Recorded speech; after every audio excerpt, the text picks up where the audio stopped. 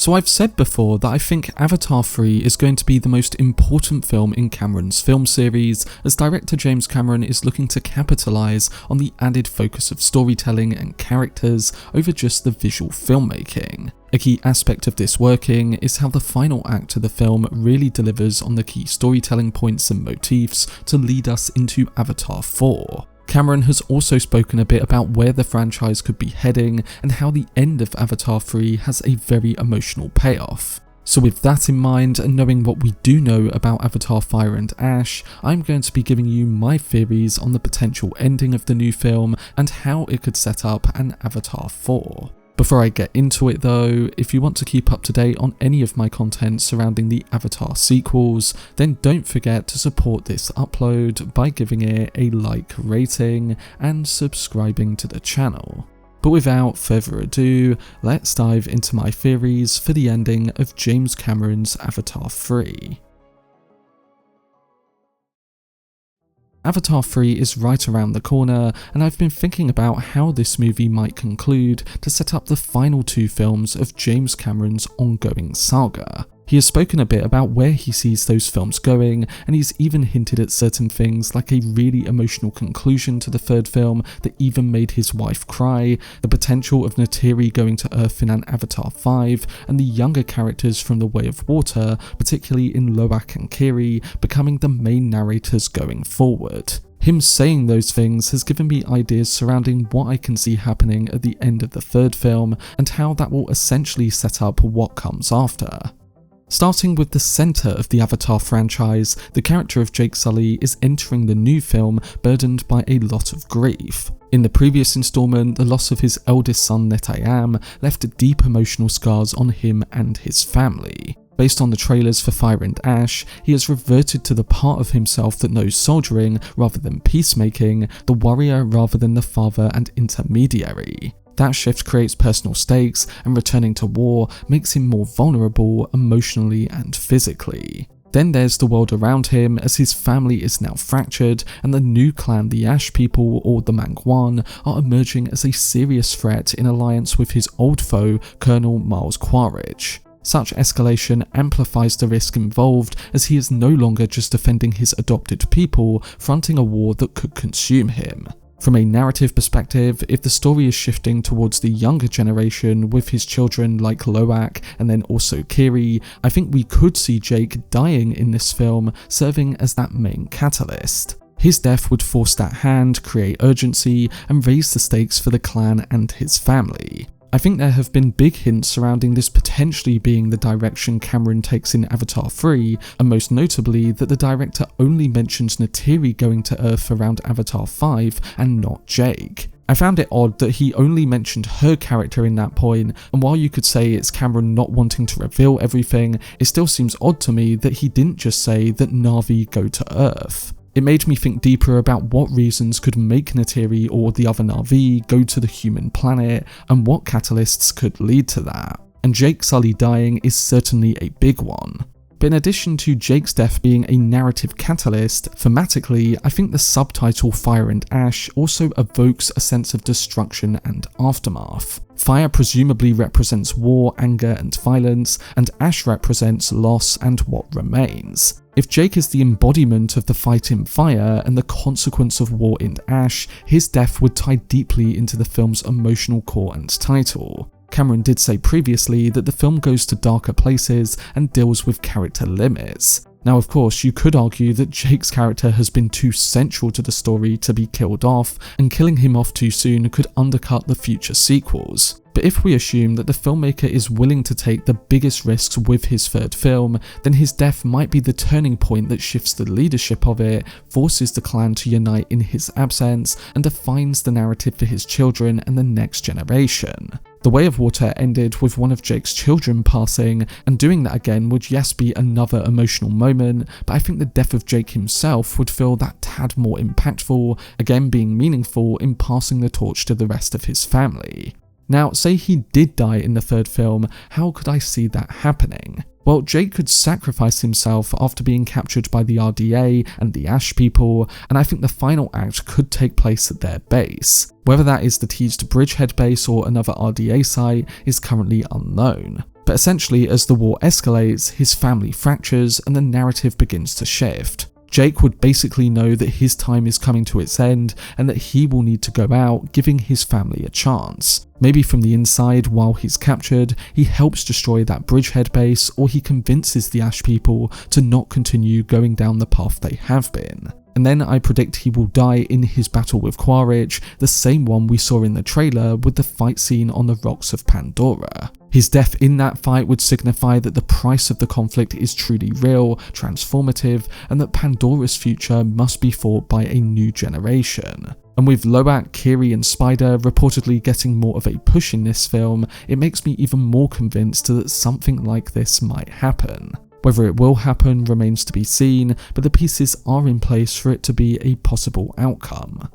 Coming more to the next generation of characters, if Jake were to die in Avatar Fire and Ash, his children, particularly Loak and then also Kiri, would almost certainly become the emotional and thematical core of Avatar 4. Throughout The Way of Water, both characters are positioned as the spiritual and emotional heirs to their father's legacy, yet each carries traits that suggest that they could lead Pandora's next generation in different ways. Loak, often impulsive and misunderstood, mirrors Jake's younger self, being defiant, brave, and driven by instinct rather than strategy. His tendency to act with his heart and not his head creates tension within his family, but also shows his capacity for empathy and leadership in a crisis. If Jake were to fail and pass away, Loak's grief could harden into resolve, forcing him to mature and take responsibility not only for his siblings but for the Na'vi people. His evolution from reckless son to protector would fulfill the arc that Jake began.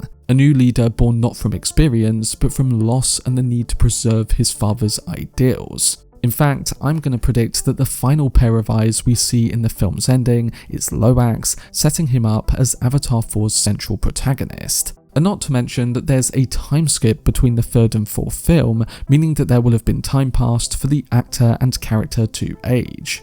Kiri, on the other hand, embodies something more mystical and profound. Her mysterious connection to Eywa hints that she represents the spiritual evolution of both Na'vi and human life, a bridge between the biological and the divine. In The Way of Water, her sensitivity to the planet's life force and her almost transcendent bond with nature sets her apart even among the Na'vi. Should Jake die, Kiri could become the emotional heart of the story, guiding her family and clan not through warfare, but through wisdom and a deeper communion with Pandora itself. She might serve as the film's moral compass, challenging Eywa's will and revealing new truths about the balance between life, death and renewal. Another possibility for Kiri is that one of the reveals in Fire and Ash is that Eywa can guide, protect, or even see into time as well. Maybe we see that Earth and its people can be saved from themselves, and that Kiri as Eywa and Neytiri used that as the backbone of their visit to Earth come that final film. Whatever is revealed with Eywa, it's going to be big, and I expect Kiri to have a big part to play in trying to help both the Na'vi and eventually the humans as well.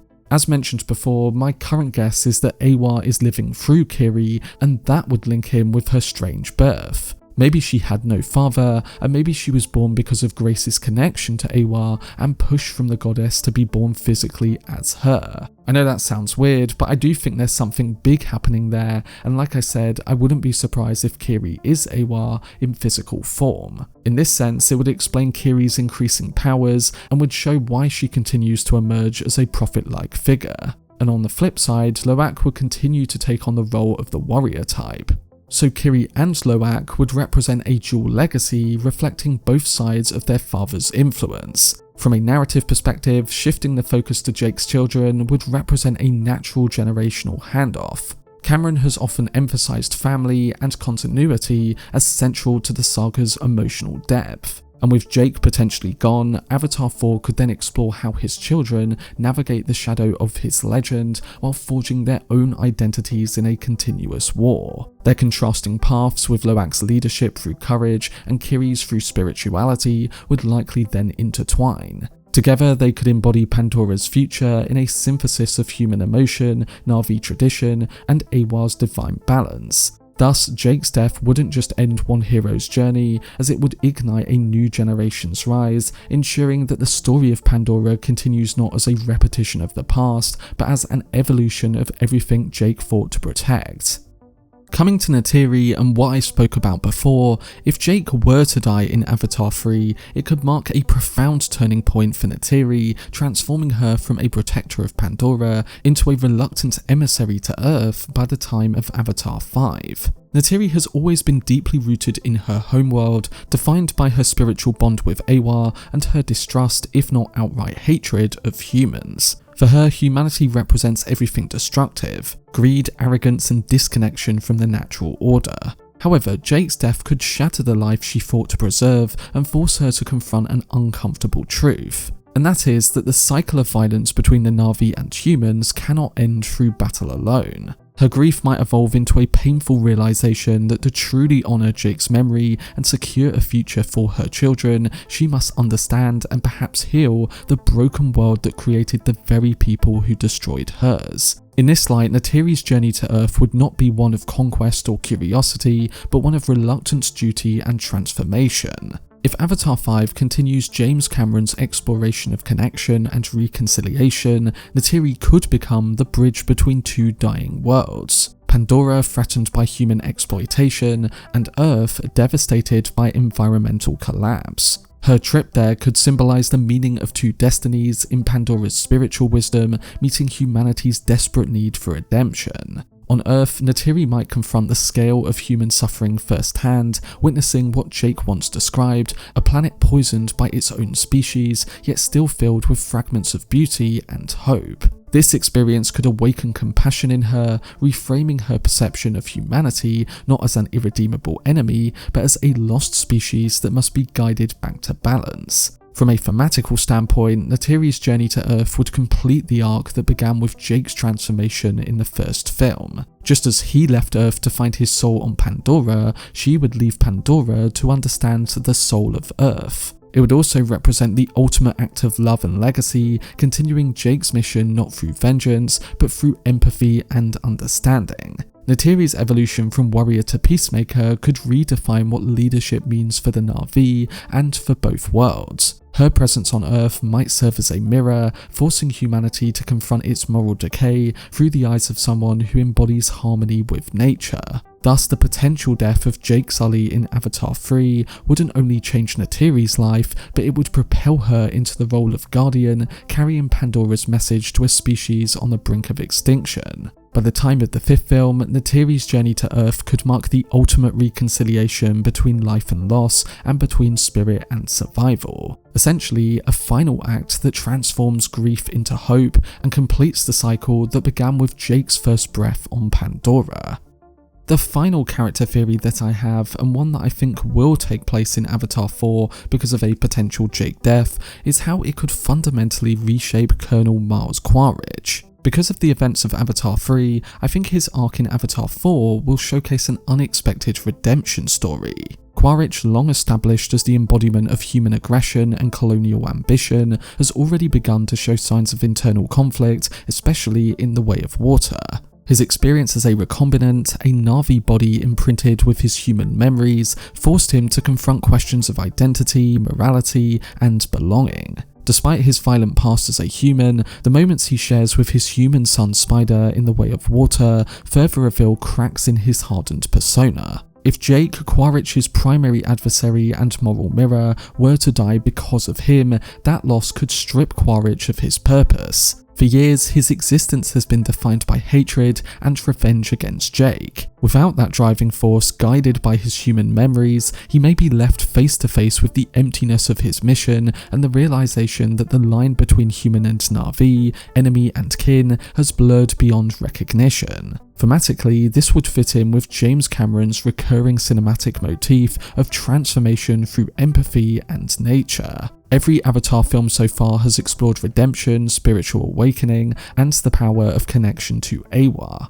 For Quaritch, the next step in that progression might be spiritual rather than physical, acknowledging the Na'vi not as targets, but as parts of the living system he had inadvertently become a part of. And Jake's death could act as a narrative catalyst for that transformation.